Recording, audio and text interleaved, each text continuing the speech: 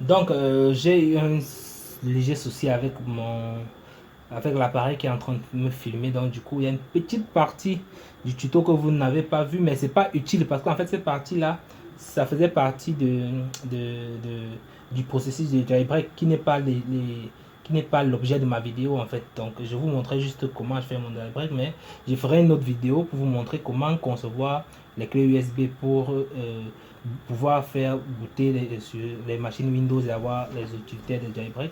Mais là, c'est pas l'objet de la vidéo, donc je vais pas revenir sur la petite partie que j'ai perdue parce que l'objet de la vidéo pour moi c'est de vous montrer le bypass de iOS 8 et comment ça fonctionne. Donc une fois que j'ai fait booter le mini-OS qui est installé sur ma clé et que j'ai exécuté la commande dans le terminal enfin de l'installation de macOS, j'ai exécuté la commande run USB qui est RA1N USB. J'ai obtenu cette utilité que vous connaissez très bien qui est l'utilité de checkra1n qui est utilisée sur macOS en version 0.9.7. Donc c'est ça que ça permet de faire. En fait, c'était le but d'avoir la clé, c'était d'obtenir cette utilité parce que j'ai pas de MacBook, enfin pas de machine qui tourne sur iOS 10 ou supérieur. Donc du coup, j'ai utilisé la clé bootable pour pouvoir la faire tourner sur n'importe quel PC Windows.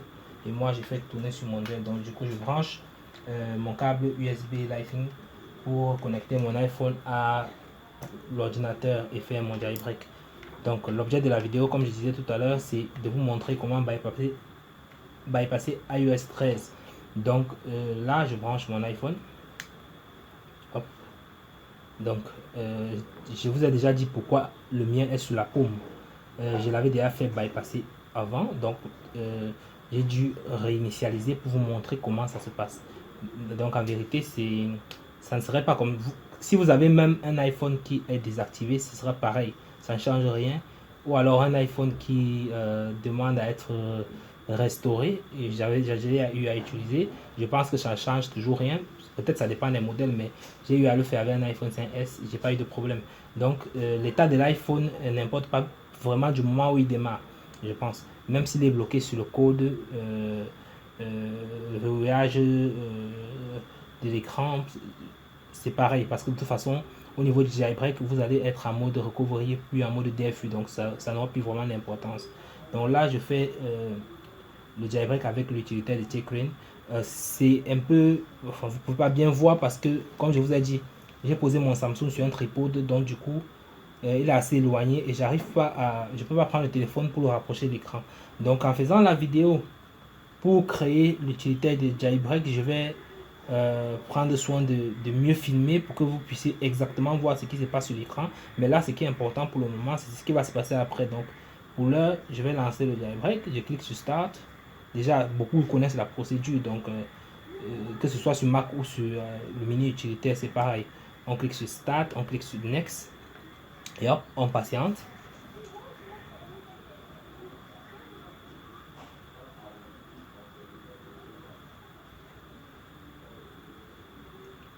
Hop, hop, hop. Oui, ça prend un peu de temps.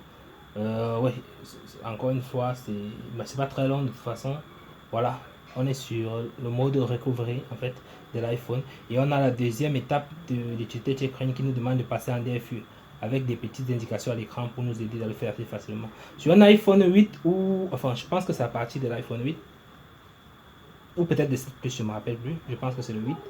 Pour passer en DFU, c'est indiqué à l'écran, mais pour ceux qui ne le savent pas, il faut appuyer sur le bouton d'allumage et sur la touche volume moins.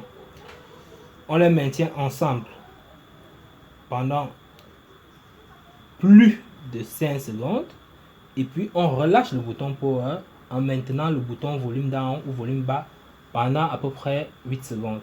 Donc je clique sur start, je maintiens power et volume bas ou volume down pendant à peu près 5 secondes.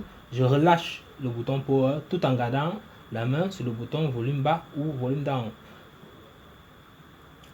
Mon iPhone est passé en DFU. Donc, vous pouvez voir que la procédure se poursuit dans le jailbreak est en cours. Hop, hop. Je vais essayer de vous montrer ça comme ça. Je ne sais pas si c'est bien vu. Hop, hop, hop. C'est en train de jailbreaker.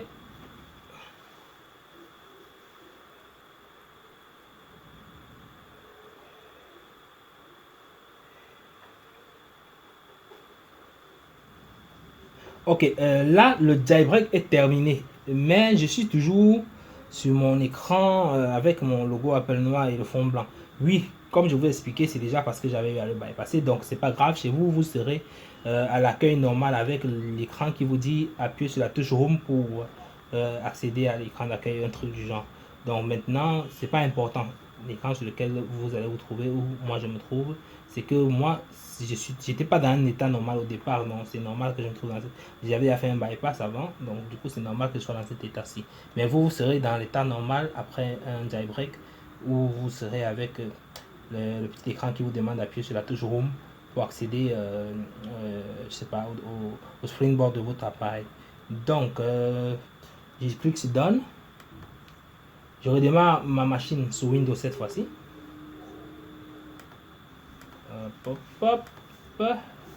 Ok. Là, je redémarre ma machine sur Windows. Oui. Je tiens à préciser que pour les gens qui ont les versions d'iOS 12.3, 12.4, etc., enfin, qui sont en moins de 13.3, ils peuvent utiliser la méthode de bypass qui est déjà sur les réseaux sociaux depuis presque un mois ou deux. Donc, ils n'ont pas utilisé cette méthode parce que je ne l'ai pas encore testé avec cette version de iOS là. Donc, maintenant qu'on est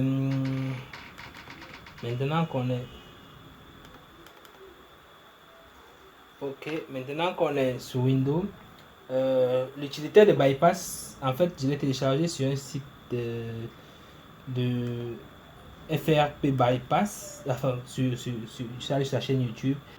On a iCloud Bypass Shift Key, donc je ne sais pas qui l'a développé pour le moment. Je vais me renseigner dessus tout à l'heure pour tout mettre dans la description. Mais là, pour le moment, je ne sais pas exactement qui l'a développé. Je vais faire directement la démonstration du bypass. J'exécute l'application, pas besoin de le faire en administrateur, mais bon, si après vous avez des soucis, vous pouvez toujours exécuter en tant qu'administrateur.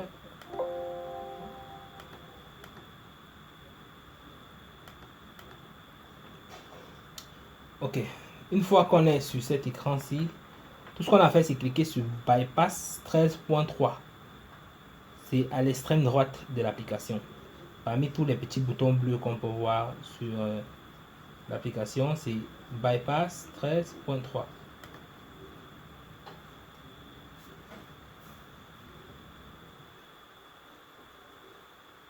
Et il faudra être patient parce que c'est quand même un peu long par rapport à l'utilité de iCloud Bypass CA qui a émerveillé beaucoup de monde par sa simplicité et sa facilité. Celui-ci est aussi simple, mais il est long. Enfin, moi, je trouve que ça met du temps, mais il faut patienter parce que c'est le résultat qui importe. Là, l'écran est juste en veille, il n'y a rien qui se passe pour le moment, donc vous n'avez qu'à patienter. Il n'y a rien d'autre à faire que patienter. Mais pour savoir si ça évolue ou pas, vous avez les lignes de commande qui sont affichées dans l'extrême gauche de la fenêtre de dialogue de l'application. Vous avez, c'est en espagnol. Je pense que ce qui est là, c'est commande en exécution. Donc, je ne sais pas comment le lire en espagnol, mais je pense que ça écrit commande en exécution, un peu comme travail en cours ou un truc du genre. Donc, vous n'avez qu'à patienter. Et la commande va se répéter en fait. Ça va écrire la même chose une deuxième fois, encore plus bas. Et à ce moment-là, vous serez presque à la fin du jailbreak. Mais tant que ça n'a pas fait ça, vous ne débranchez pas votre téléphone parce que ça peut l'endommager. Moi, je ne l'ai pas fait, mais je suppose que ça peut l'endommager peut-être.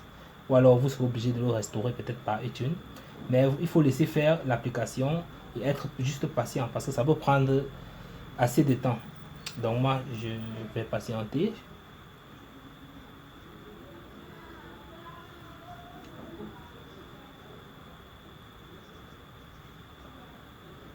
Et j'ai dit pour ceux qui voudront savoir comment créer une clé USB pour pouvoir faire le jailbreak sur une machine, sur un laptop normal. Enfin, quand je dis laptop normal, je veux dire sur un laptop qui n'est pas un laptop Apple. Je vous ferai une vidéo et je ferai une description pour ceux-là n'auront qu'à revenir suivre ma chaîne. En fait, il faudra s'abonner et suivre ma chaîne pour pouvoir voir la prochaine vidéo qui sera comment créer une clé USB bootable pour faire du jailbreak et du bypass. C'est très utile, enfin moi je trouve, parce que je me suis rendu compte que je ne peux pas avoir accès à un Mac tout le temps. J'ai accès à un Mac, mais c'est sur mon espace de travail professionnel et c'est très loin de chez moi.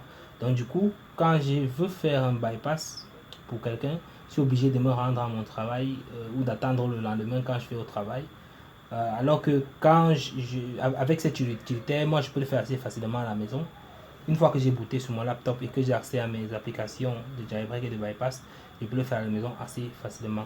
Vous pouvez remarquer que sur mon application de bypass de iOS 13, il y a eu évolution. On a donc la ligne de commande dont je parlais tout à l'heure qui s'est répétée, qui est à mon avis, parce que je ne l'ai pas traduite, mais à première vidéo, ça semble être exécution de la commande.